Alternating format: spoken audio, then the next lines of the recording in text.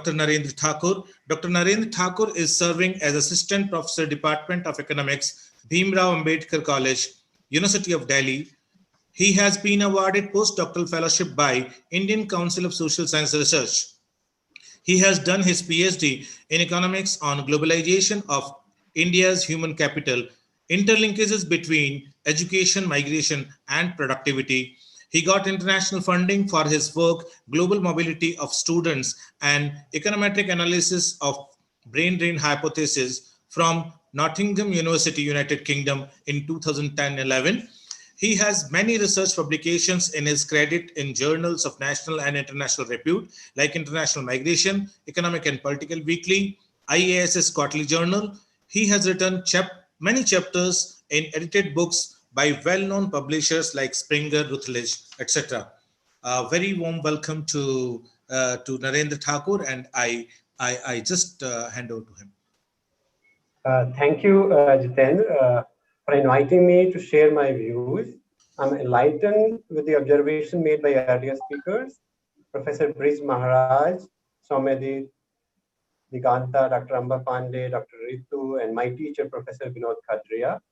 I'll speak on challenges of lives and livelihood in India during COVID-19 pandemic and policy implication to address these two challenges of health crisis and economic crisis emerging.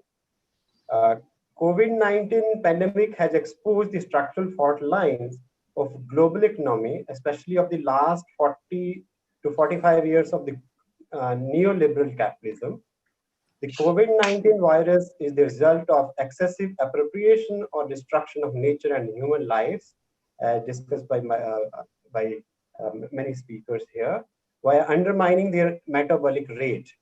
For extracting profit via the capital accumulation, the encroachment of natural habitat of the animals led to the transmission and mutation of the viruses like Ebola, SARS, and now this virus COVID-19. Health professionals, scientists, epidemiologists are expecting more such and severe viruses if the natural pace of human and nature is not sustainably procured, developed, and maintained in the national economies as well as at the global level. The greed for more profit and wealth through expansion of global and private finance capital has also increased the human mobility. This increased human mobility has been due to uneven development across regions, resulting in development gaps within countries across countries, as top 10% Indians have 77% wealth and top 10% of US population hold 70% wealth. So in case of India, large number of international migrants, there's an estimate 17 to 25 million, and the internal migrants 100 to 140 million as per census of India. Of these, majority of them are daily wage informal workers in India. They have immigrated, whether international or internal migrants,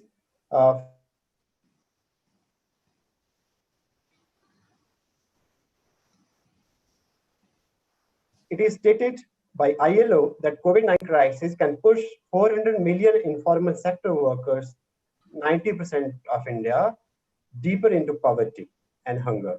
As per one CMI data, 120 to 130 million workers lost their job in the months of April and May 2020.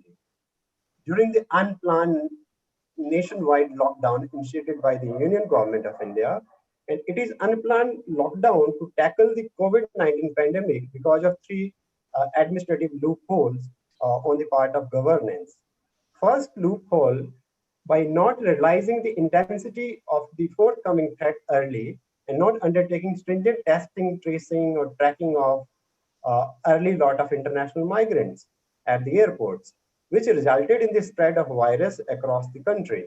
It was found that only 20% testing was conducted for the return international migrants, and 8 million approximately international migrants returned to India. Second loophole related to the ignorance toward the plight of internal migrants, as discussed by Dr. Amba Pandey, as the government could have arranged safe return for the distressed internal migrant and informal workers before or at least in the early phase of lockdown. Presently, due to unplanned lockdown, the sending states of the migrants, Bihar and UP, are made to bear the brunt. The share of the return migrants of COVID-19 cases in Bihar is recorded at 82% on 2nd June 2020. The third loophole is the lower 1 to 2% of GDP as fiscal share in the announced Modi government economic package of 10% of GDP for the support of food and health crisis, and 8 to 9% of GDP as monetary or credit policy measures, ignoring the Keynesian economics of expansionary fiscal policy in the times of severe crisis of COVID-19 pandemic. Here, along with these issues, I would like to share some challenges emerged in India with reference to the double crisis: lives, that is health crisis, and livelihood, that's related to economic crisis. And later, the strategies or policies prescribed for the Indian government to address efficiently these crises in COVID-19 pandemic. So I'll elaborate here three challenges for Indian healthcare system. First, of course, speakers talked about this, to flatten our curve, and now it's going up to vertical.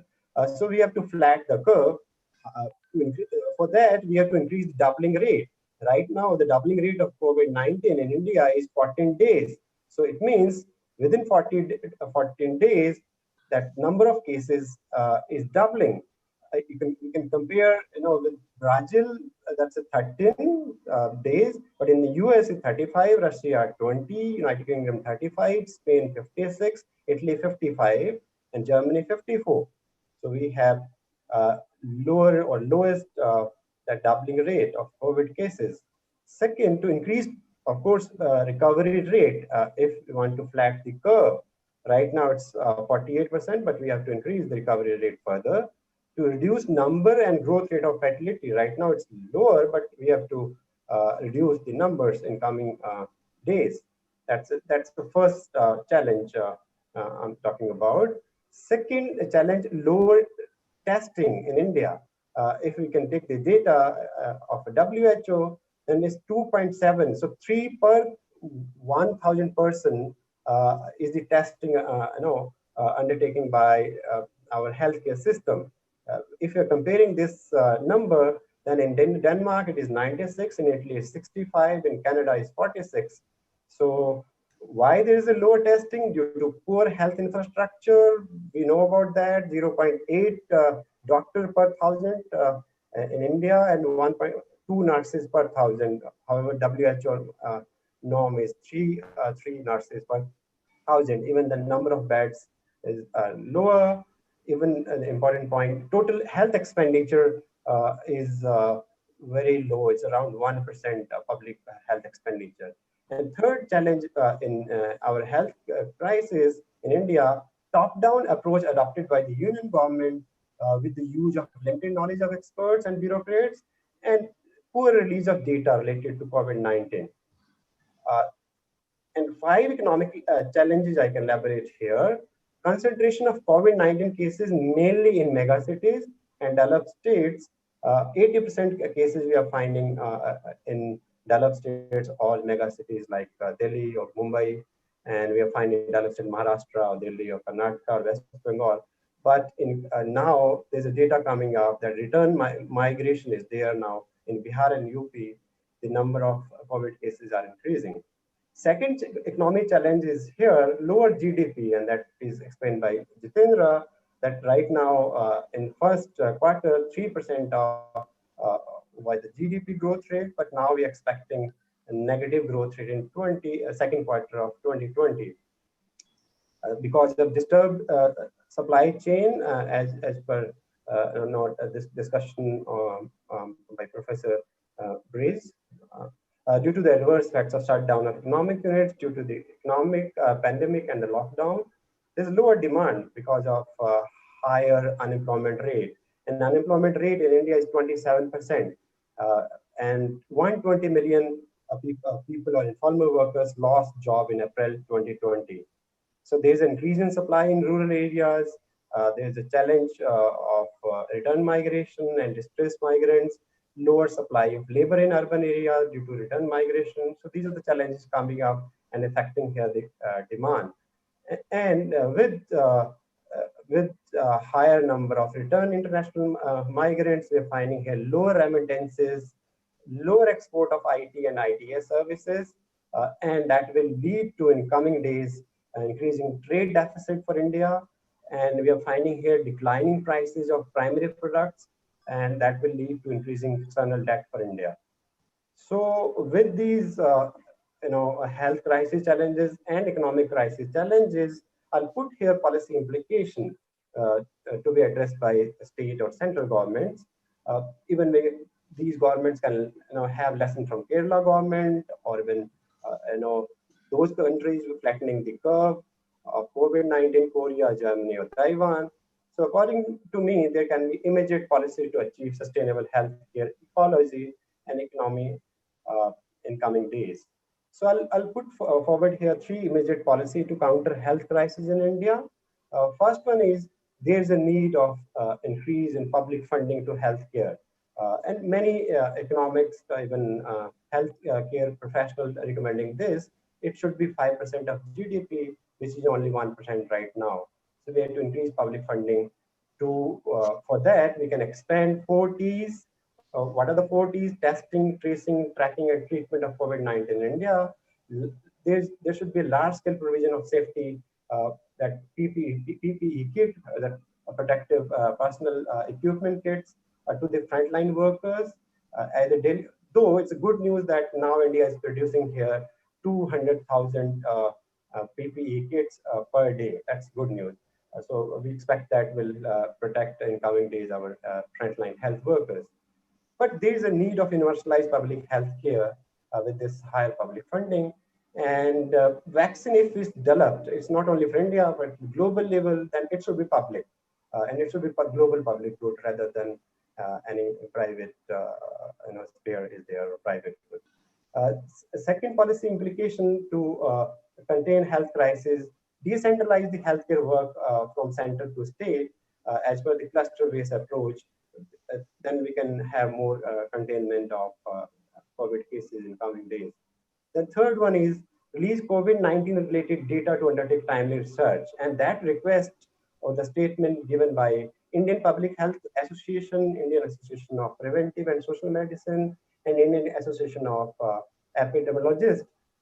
And they are also calling that lockdown was draconian. I'm putting up here 4 immediate policy to counter economic crisis. Of course, the first one is there's a need of fiscal policy, expansionary fiscal policy. And for that, we have to increase fiscal package from only 1 to 2% to 5%. What I'm referring here, the government of India in last month issued economic package that was 10% of GDP, but the fiscal share was only 1 to 2%. But there is a need of higher share of fiscal budget rather than monetary measures. Second policy I'll put forward here is universalized NREGA, that point discussed by Diganta.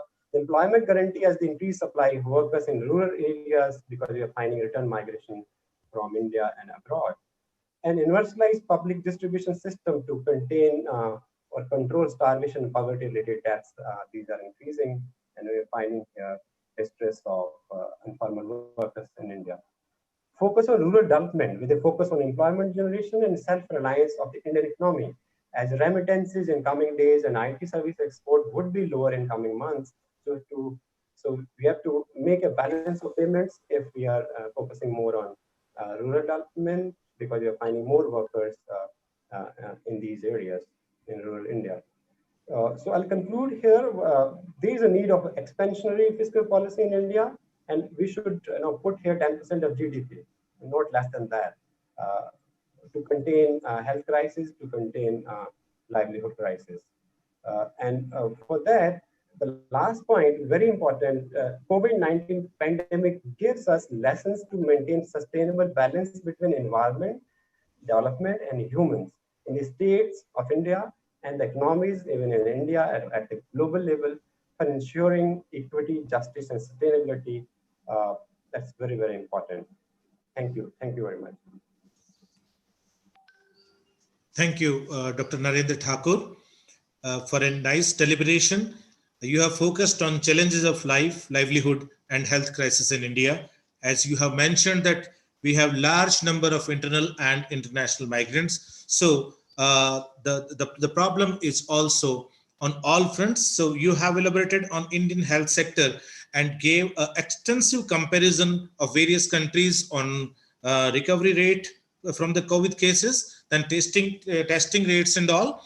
And you have mentioned about the economic challenges, about the unemployment and livelihood loss, about the low GDP base of India, lowering the remittances, and challenge of return migration and poor supply chain, and obviously a trade deficit. So these are the challenges in front of our this economic setup. And in your the scoping strategies, you have focused on two major areas. The first that we should raise the public funding in health sector, as well as you said that we have to go for universalization of MNREGA for creating job opportunities for the poor labor class. And you have mentioned that we need to revamp the physical policy at the larger scale. Thank you very much. And Dr.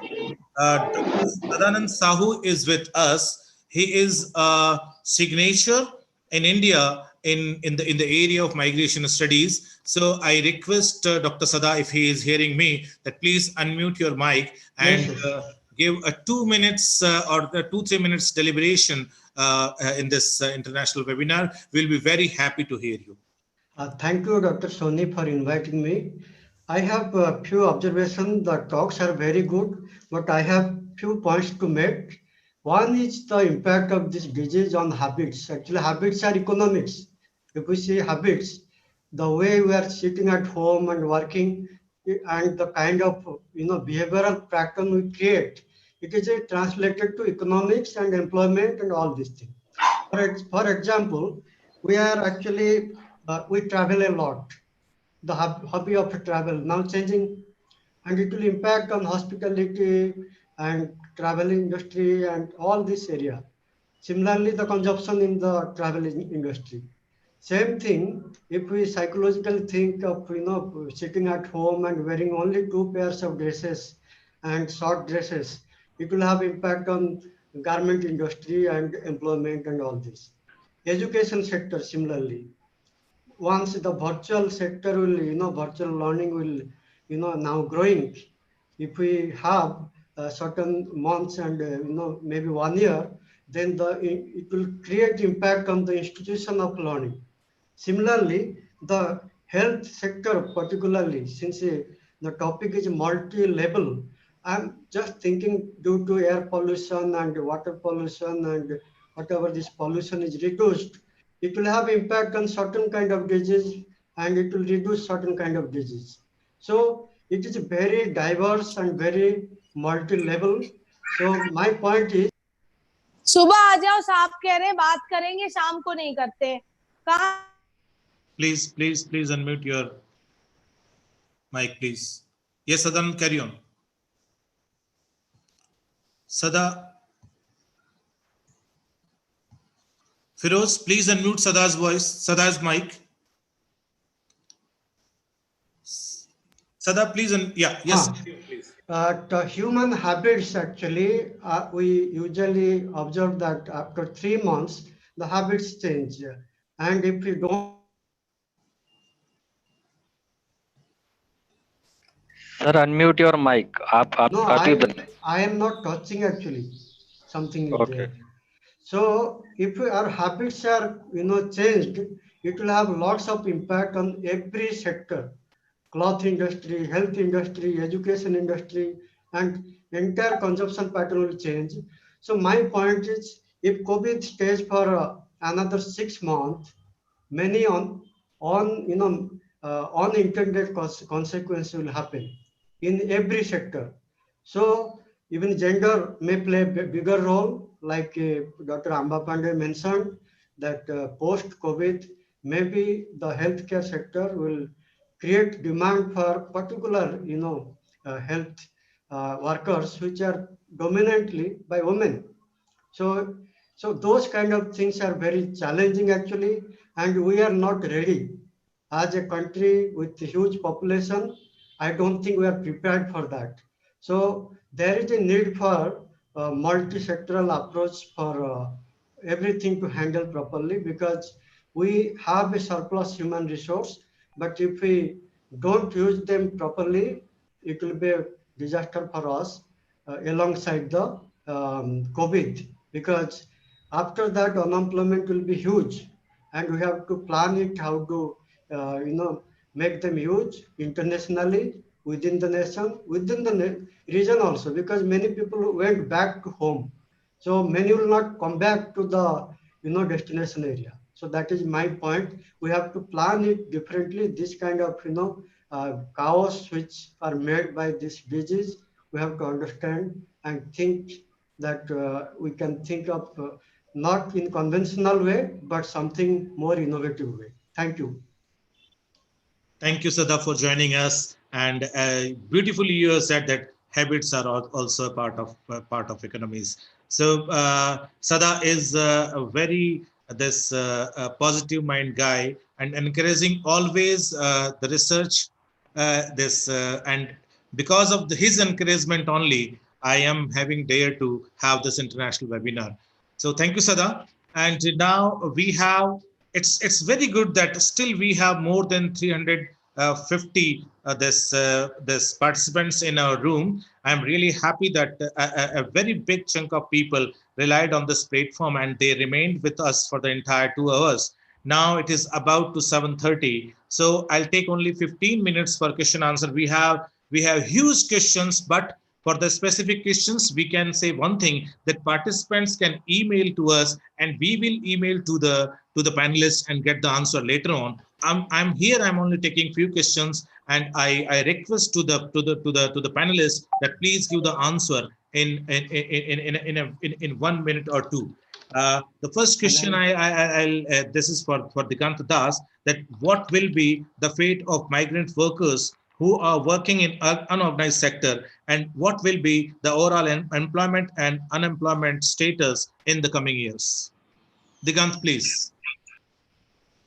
All right, Jitendra, can you repeat the answer, please? It is, what will be the fate of migrant workers who are working in unorganized sector, and what will be the overall employment or unemployment status in coming years? I believe the question is in relation to India, I guess.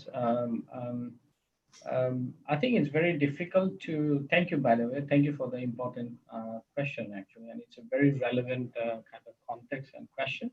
I think it's very interesting to see that the unorganized sector has a huge unemployment ratio, and it's very difficult to pinpoint or come to a ballpark kind of understanding about what percentage of unorganized sector will be unemployed, or but I guess it's very important that I think all over the country, especially and in the global south, there is and there will be huge unemployment in unorganized sector. And Indian context as well, the unemployment ratio will remain quite significant. I would say. In relation to our unorganized sector. Coming back to this, actually, gender is also important. And I may have not talked about gender earlier, but in listening to Dr. Pandey's work on gender and unemployment will be also very, very significant, that I would see from my own research as well. And how gender, and especially talking about unemployment of women, in our unorganized sector, will actually lead to significant impact on everyday living and livelihood. Thank you, Digant. And one question to Dr. Ritu Kumar from Dr. Sada, that the question is regarding the food pattern of Chinese, that how it has led to this the pandemic, and how this can lead to the threat in future also. Dr. Ritu Kumar. Hello. Hello. Yeah. Yeah, thank you for the question. It's that's a big challenge. You might have seen, the SARS. I mean, particularly the influenzas that arise in China earlier as well. I think so. It's actually, when you interfere with the nature and you do something strange. For example, in nature there are so many animals, is it? And they live. They have their own area. Okay, I mean within their. They don't mix actually, but I think you know very well that in the wet market, it's called wet market in Wuhan, one of the most famous wet market across the world. So they keep all type of animals. That's how, at present, initially people thought that almost all the scientists thought that the virus came from the bat. Then people started thinking that okay, no, it's from pangolin. So in the later stage, they found that 97% of the stain is from pangolin, and 3% is from bat. So that's how. So this will be again a challenge even in future. So we don't have an answer at present. You might have seen, Trump is speaking again and again against. I mean, I am not favoring Trump, but that's how the world has been reacting, even including the European Union. Thank you, Sada, but I don't have a definite answer. Actually, my question was different. In the sense, if you see the global map of disease, the Chinese food habits area, actually less disease now. You take from Myanmar to Thailand to China, they have, got less disease than even our Northeast also. So what I feel, we cannot blame on the food. In fact, the food habit of Chinese, those area, they have less affected, Yeah, I agree. But the issue is that, again, I am saying that when you interfere with the nature and you mix things which never mix in the nature, that's how the virus generates. That's how this COVID arose.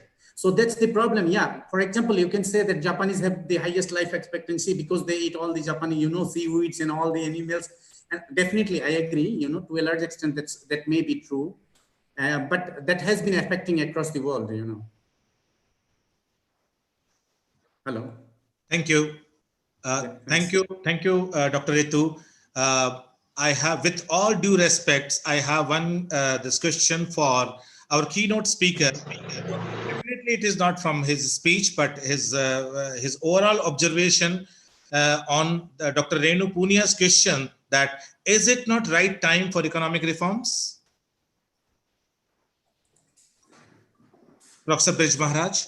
Yeah, thanks, Jiten. Listen, definitely, it's a chance to rethink our economic policies.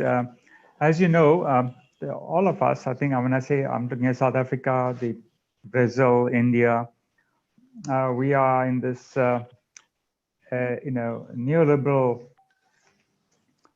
pandemic. I think I can call that the effects of neoliberalism on poor people is almost similar to the different discussions we've had on poverty, etc. So is it business as usual? The point Sada was making earlier, are we going back to our old habits, our old economies, old manufacturing styles? I think there's an opportunity to say, can we do better for humanity? You see, the moment you put the emphasis on I and me and mine, the selfish, then the answer is very different. When you go collective and you say, what can I do? What can we do to contribute to a better world, to improve the quality of life for everyone, the whole of humanity? And that's really an opportunity, and it connects with different philosophical approaches. And I don't want to go into the it can be controversial into religion, but if you're looking at the philosophical basis in the East, it's more collective, whether it's Hinduism or Buddhism or Islam, there is a collective where you look at the greater betterment of society. And the ethos of the West is individualism, materialism, and accumulation.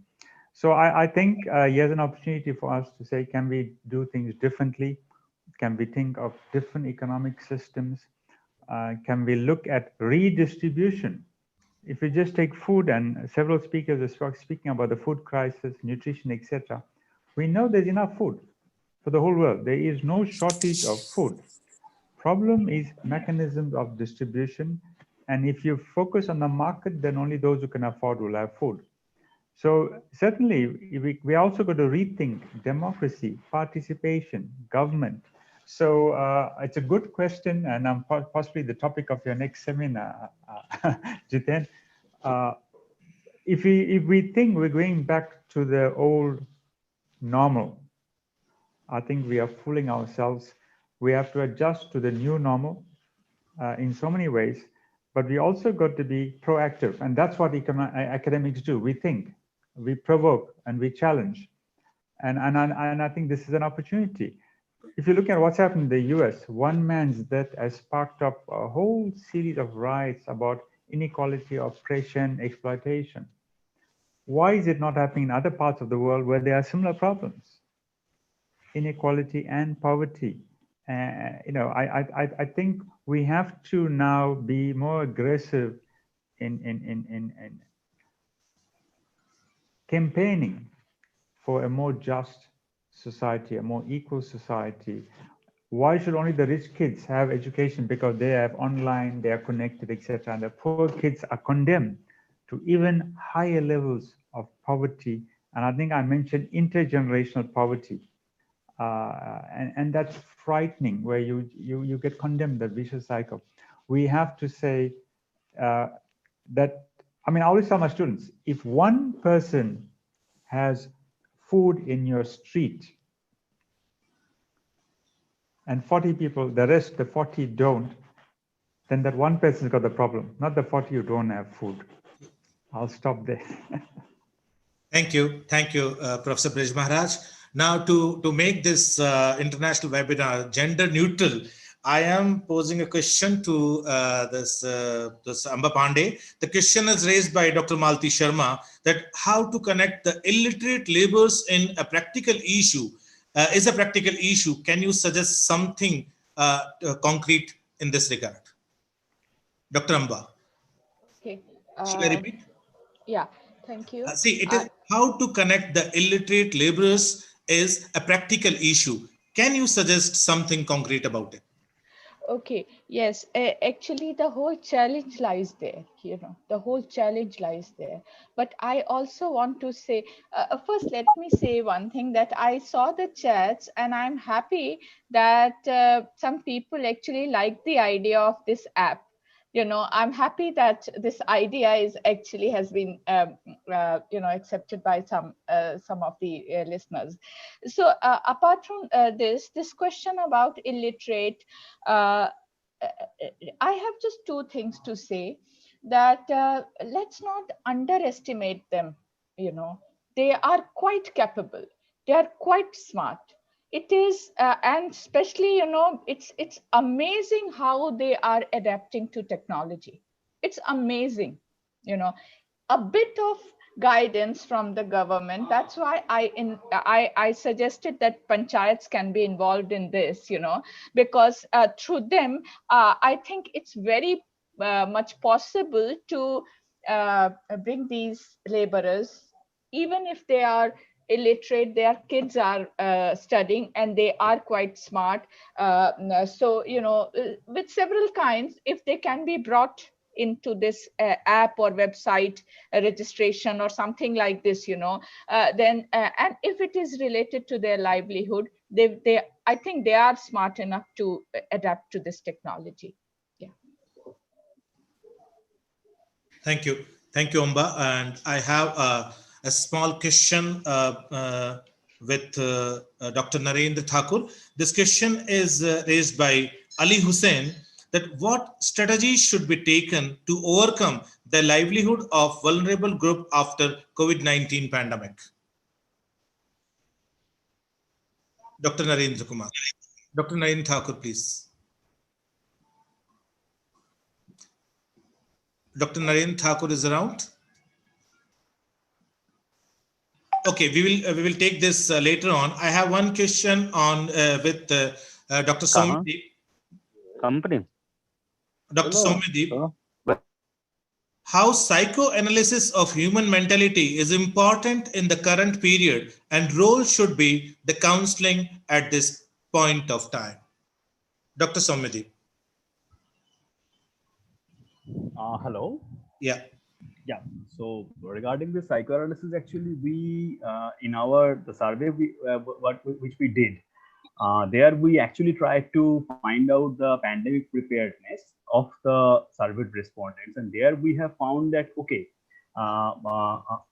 sorry, okay, so Please carry on. there are some problems. I think okay, let me so okay, so there so we actually inquired about the pandemic preparedness, and there this psychology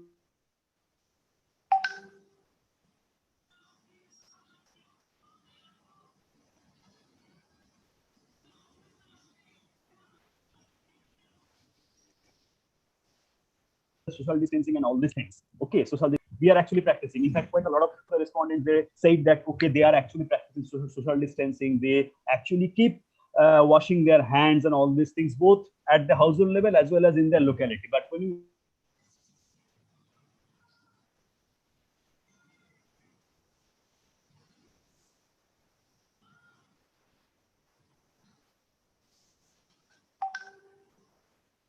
this kind of practices, then this percent for 45%. Okay, so there is a actually decreasing. So that is a quite a big problematic for India, because as we are seeing when we are in the unlocking phase.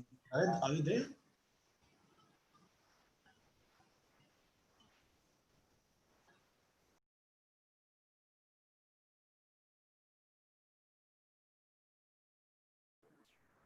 So now be much careful about all these things, and people need to be sensitized. Then problems of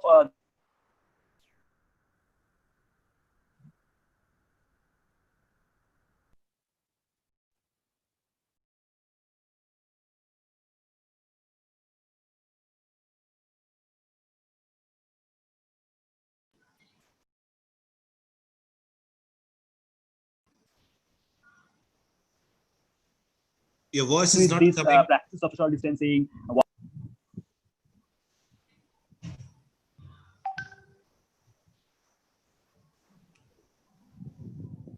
It's over now, Soumyadeep? Hello. It's your answer is over?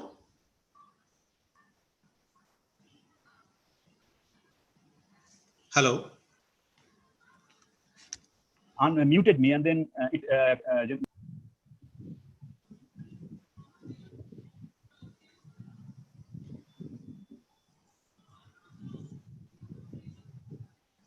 Hello.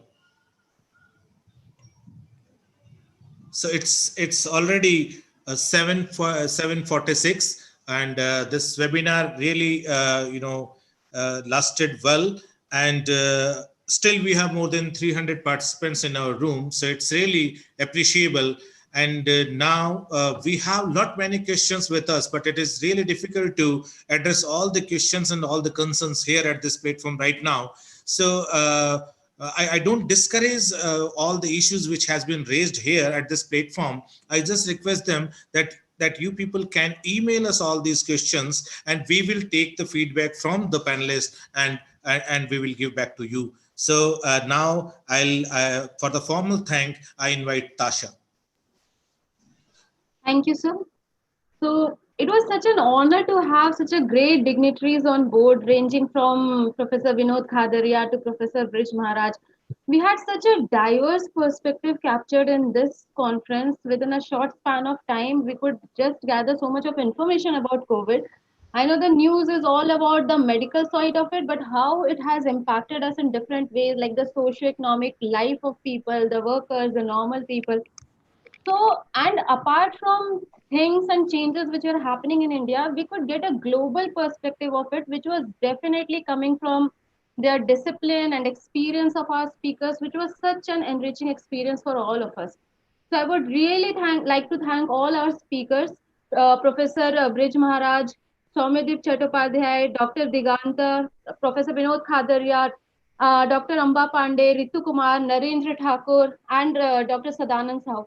It was a huge honor for us to have all of you on board, and it was a really great experience for all of us to hear your experiences and your research in the area. Thank you so much. Thank you for talking to the people, they answering their queries. Thank you so much. Thank you, Jitendra, for a very good, seminar and so much participation from across the India. Thank you so much. Keep it up. Thank you. Thank you. And now we are winding up this international webinar. Thank you for joining us. Thank you very much, Jitendra, and thanks to all the organizers. Thank you so much, sir. Thank you. Thank you. Thank you, sir. Thank you, Dr. Soni. Appreciate it. Thank you so much, sir. Thank you to all the participants. Thank you, everyone. Thank you so much. Thank you, sir. Thank you. Thank you so much, sir. Thank you so much, sir. Thank you, Jitendra. Thank you, sir. Thank Great you. experience, sir. Thank you, sir. It was a nice experience. Sir, certificate कैसे मिलेंगे? It was very Certificates will come online. Don't worry. Thanks to those. Okay. Within 2 days, you'll get your certificates in your mailbox. Okay. Thank you. Thank you very much. Thank you, sir. Thank you. Thank you. Thank you. Thank you, sir. Thank you so much, sir. Thank you so much,